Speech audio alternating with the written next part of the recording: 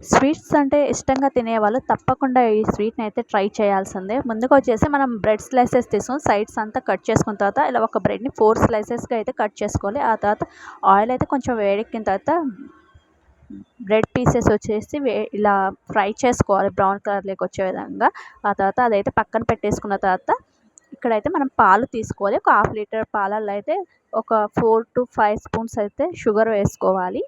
Sweet కొంచెం తక్కువగా తినే వాళ్ళైతే తక్కువ వేసుకోవచ్చు. ఆ తర్వాత అవి బాగా మరిగాక కొంచెం ఫుడ్ కలర్ యాడ్ చేసుకొని బ్రెడ్ స్లైసెస్ ఏవైతే పక్కన పెట్టుకున్నాం కదా అవి వేసేసుకొని ఒక 2 మినిట్స్లో అయితే మనం సిమ్లో అయితే ఉడికించుకుంటే సరిపోద్ది.